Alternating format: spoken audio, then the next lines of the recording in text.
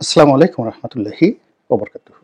সম্মানিত দর্শক, বাংলাদেশে একটি শব্দ অতি সম্প্রতি বেশ শোনা যাচ্ছে, মার্চ ফর ডক্টর ইউনূস, অর্থাৎ ডক্টর মোহাম্মদ ইউনূসের জন্য পদযাত্রা, অথবা ডক্টর মোহাম্মদ ইউনূসের জন্য বিপ্লব, অথবা ডক্টর মোহাম্মদ ইউনূসের জন্য আন্দোলন।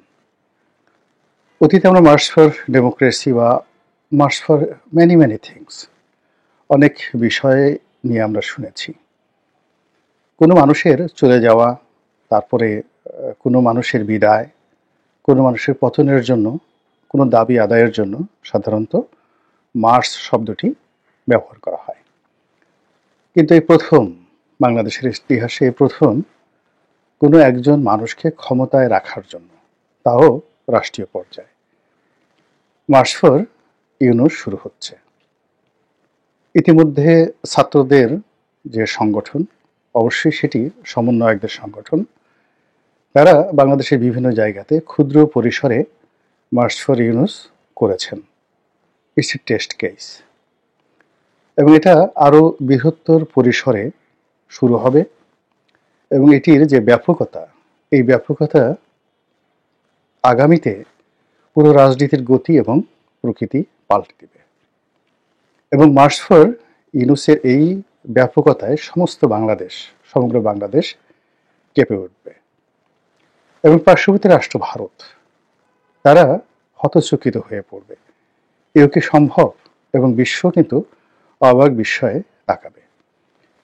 এটির ফলে আমাদের রাজনীতির গুণগত কোনো পরিবর্তন হবে কিনা, দেশের কোনো কল্যাণ হবে কিনা, এটি এই মুহূর্তে বলা যাচ্ছে না। কিন্তু ইতিমধ্যেই যেটি হয়ে গেছে, রাজনীতিতে যে বিভাজন অনিবার্য হয়ে পড়েছে, যে সংঘাত অনিবার্য হয়ে পড়েছে, সেক্ষেত্রে ডক্টর মোহাম্মদ ইউনূস তিনি তার নিজের পক্ষকে ভারী করার জন্যে, তার পক্ষের লোকজনকে রাস্তায় নামানোর জন্যে ইতিমধ্যে যে কয়টি টেস্ট কেস তিনি উপস্থাপন করেছেন, শতভাগ তিনি সফল হয়েছেন। আর তার উল্টো দিকে তার বিরুদ্ধে রাস্তায় নামার জন্য বিভিন্ন মানুষ পরিকল্পনা করছেন, বিভিন্ন প্রতিষ্ঠান হুমকি দিচ্ছেন, বিভিন্ন অর্গানাইজেশন, সংগঠন, তারা অত্যন্ত দৃঢ় প্রত্যয় এবং দৃঢ় বিশ্বাসে তারা বলিয়ান যে তারা যদি রাস্তায় নামে, সেক্ষেত্রে ডক্টর মোহাম্মদ ইউনূসের পক্ষে সরকার পরিচালনা করা কঠিন হয়ে যাবে। অনেকে দম্ভ করে বলার চেষ্টা করছেন আমরা শেখ হাসিনার মতো স্বৈর শাসককে হটিয়েছি, কাজেই আমাদের সঙ্গে লড়তে এসো না, আমাদের সঙ্গে যদি লড়তে এসো 1 ঘন্টাও টিকতে পারবে না। কিন্তু এক্ষেত্রে ডক্টর মোহাম্মদ ইউনূসের যে ইতিবাচক দিকগুলো, আর শেখ হাসিনা থেকে শুরু করে অন্যান্য যারা রয়েছেন, তাদের নেতিবাচক দিকগুলো একত্র করলে, পাশাপাশি করলে খুব সহজেই বুঝতে পারবেন যে আগামীতে March for doctor Mohammad Yunus এটি কতটা প্রলয়ঙ্করী হতে যাচ্ছে ইউনূস বিরোধীদের জন্য। আপনারা ইতিমধ্যে দেখেছেন যে রাজনীতির চাণক্য নীতি শুরু হয়ে গেছে। এখানে সরকারের সঙ্গে সরাসরি সংঘর্ষে না গিয়েও যেটি বোঝা যাচ্ছে যে বিএনপি স্পষ্টতই ডক্টর মোহাম্মদ ইউনূসের বিপক্ষে, এবং বিএনপি যে কোনো সময় ডক্টর মোহাম্মদ ইউনূসের বিরুদ্ধে রাজপথে নামতে পারেন।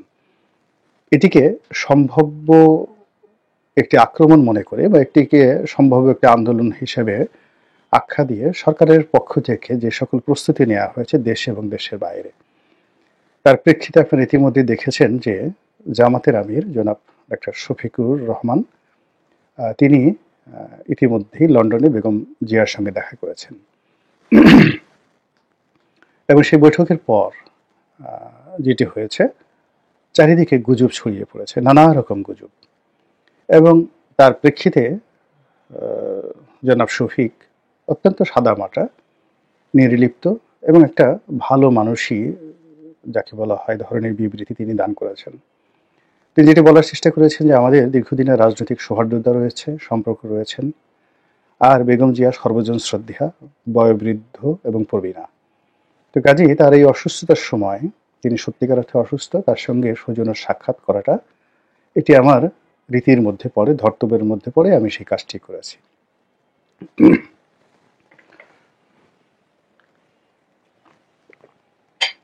অন্যদিকে যেটা হলো, তিনি বাংলাদেশে আসার পরে যে সকল পত্রপত্রিকায় খবর এলো সেগুলোকে তিনি কোনো রকম পাত্তা দিলেন না। তিনি একটি সংবাদ সম্মেলন করলেন এবং লন্ডনের বৈঠক নিয়ে যে সকল কথাবার্তা হয়েছে সেগুলোকে চমৎকারভাবে তিনি উপস্থাপন করলেন। তার দলের যিনি মহাসচিব অধ্যাপক গোলাম পারওয়ার, তিনি মাঝে মাঝে এমন একটি বক্তব্য দিলেন যে বক্তব্যটি শুনে আপনি বুঝতে পারবেন না যে তারা কি ডক্টর মোহাম্মদ ইউনূসের পক্ষে নাকি বিএনপির পক্ষে। তারা কি ফেব্রুয়ারি মাসে নির্বাচন চায়, জুনে চায়, নাকি ডিসেম্বরে চায়? তারা কি ডিসেম্বরের নির্বাচনের জন্য যদি দাবি জোরদার হয় তাহলে নির্বাচনে আসবে নাকি আসবে না? কোনো কিছুই বুঝতে পারবে না। এবং এটা জামাতের একটা কৌশল, এবং সেই কৌশলের সঙ্গে সঙ্গত কারণে ডক্টর মোহাম্মদ ইউনূসের একটা সংযোগ থাকতে পারে। এটা আমি অন্য একটা ভিডিওতে বলেছি। 2 নম্বর হলো যে বিএনপির যে জোশ বা যে একটা লড়াকু মনোভাব ছিল সেটি ক্রমশ স্তমিত হয়ে যাচ্ছে। পার্টির মধ্যে পারস্পরিক বিরোধ, পার্টির মধ্যে পারস্পরিক যাকে বলা হয় অবিশ্বাস, এবং পার্টির অনেক নেতাকে বিভিন্নভাবে ট্যাগ দিয়ে, উনি তারেক রহমানপন্থী, উনি বেগম জিয়াপন্থী, উনি জামাতপন্থী, উনি ভারতপন্থী, উনি পাকিস্তানপন্থী, এই ডিভাইড অ্যান্ড রুল সরকার কিছু করেছে কি করেনি, বা কোনো গোয়েন্দা সংস্থা করেছে বা করেনি, ডাজ নট ম্যাটার। মূল ব্যাপার হলো এই বিভক্তিটা বিএনপিতে চলে এসেছে। এবং সর্বোপরি মাঠের যে রাজনীতি, ভোটের যে রাজনীতি, এটি অ্যাবসলিউটলি জনগণের মুখে একটা সিসি রব উঠে গেছে। চারিদিকে যেভাবে প্রকাশ্যে চাঁদাবাজি হচ্ছে এবং মানুষ যেভাবে মাহরুম হয়ে পড়ছে, অসহায় হয়ে পড়ছে, সেখানে ভোট, গণতন্ত্র কিংবা আওয়ামী লীগের বদনাম, এর কোনোটি এখন মানুষের কাছে গ্রহণযোগ্যতা পাচ্ছে না। মানুষ তার দৈনন্দিন সমস্যা নিয়ে, তারপরে নানা রকম যাকে বলা হয় জটিলতা নিয়ে এতটা ব্যস্ত, এবং যে যার মতো করে পাগলের মতো ছুটে সমস্যার সমাধানের চেষ্টা করছে কিন্তু পারছে না। আর তার উপরে যখন রাজনীতির যে চাঁদাবাজি, এই জিনিসগুলো হচ্ছে, আর স্পষ্টত যে দলের বিরুদ্ধে চাঁদাবাজির অভিযোগ আসছে, সেই দলের যারা লোকজন ভোটের নামে এলাকাতে ঘোরাফেরা করছে, জনসংযোগ করছে, এবং 4-5 জন লোক এক একটা এলাকাতে নির্বাচনের জন্য 4-5 রকমের মেরুকরণ তৈরি করে ফেলেছে। সেখানে রীতিমতো জনরোষ তৈরি হয়ে গেছে। ডক্টর মোহাম্মদ ইউনূস ইতিমধ্যে যে কাজটি করেছেন সেটা হলো তিনি ইসলামপন্থী যারা আছেন তাদেরকে তার পক্ষে টেনে নিয়েছেন। অর্থাৎ এখানে জামাতের সঙ্গে অন্যান্য ইসলামপন্থীদের রাজনৈতিক বিভেদ থাকতে পারে, কিন্তু ডক্টর মোহাম্মদ ইউনূসের ব্যাপারে সমস্ত ইসলামপন্থীদের একটা ভীষণ রকম যাকে বলা হয় সফটকর্নার রয়েছে। এবং এখানে যেটি ফিলিস্তিনের জন্য হলো মার্চ ফর ফিলিস্তিন, এত বড় বিশাল সমাবেশ বাংলাদেশে নিকট অতীতে হয়নি। তো আগামীতে যদি বৃহত্তর পরিসরে মার্চ ফর ইউনূস হয় এবং সকল যাকে বলা হয় ইসলামপন্থীরা যদি রাজপথে নামেন, ওটাকে মোকাবেলা করার শক্তি বাংলাদেশে কোনো রাজনৈতিক দলের নেই। বোঝার চেষ্টা করুন, বিএনপি যদি ইউনূস বিরোধী একটা সমাবেশ করে কত লোক হবে পল্টন ময়দানের, বা ধরুন সরোয়ার্দী উদ্যানে, কিংবা ধরুন বিএনপি অফিসের সামনে। আবার তার কাউন্টার যদি মার্চ ফর ডেমোক্রেসি করে, তাহলে দেখা গেল যে তার চেয়ে অন্তত 10 গুণ লোক বেশি ইসলামপন্থীরা আনতে পারবে, এমনকি চরমোনাই একা আনতে পারবে। তো সেক্ষেত্রে দেখা যাচ্ছে যে ভোটের মাঠে বিএনপির সঙ্গে হয়তো তারা পারবে না, কিন্তু মার্চ ফর ইউনূস অথবা ইউনূস হটাও, এই দুটো বিষয় নিয়ে যদি রাজনৈতিক দলগুলো পরস্পরের মুখোমুখি দাঁড়িয়ে যায়, সেই ক্ষেত্রে ইসলামপন্থীদের যে সমাবেশটা, এটি মার্চ ফর ফিলিস্তিন এই ধরনের একটি সমাবেশে রূপ নেবে। ফলে ঢাকার রাজপথে, অন্ততপক্ষে ঢাকার রাজপথে, চট্টগ্রামের রাজপথে, সিলেটের রাজপথে এবং রাজশাহীর রাজপথে মার্চ ফর ইউনূসের যে চমক, এই চমকের সামনে রাজনৈতিক দলগুলো চমক দেখাতে পারবে না। এর ফলে এই যে মার্চ ফর ইউনূস ক্ষুদ্র পরিসরে বিভিন্ন জায়গাতে হচ্ছে, এটি টেস্ট কেস, এবং আগামী জুন, জুলাই, আগস্টে দেখা যাচ্ছে যে এটি যখন বৃহত্তর পরিসরে চলে যাবে, তখন এই যে চাঁদাবাজির অভিযোগ, অন্যান্য যে সকল অবিশ্বাস রাজনৈতিক দলের মধ্যে রয়েছে, সেগুলো ক্রমশ বাড়তে থাকবে। আর অন্যদিকে ইউনূসের যারা পক্ষের লোকজন আছে তারা শক্তিশালী হতে থাকবে।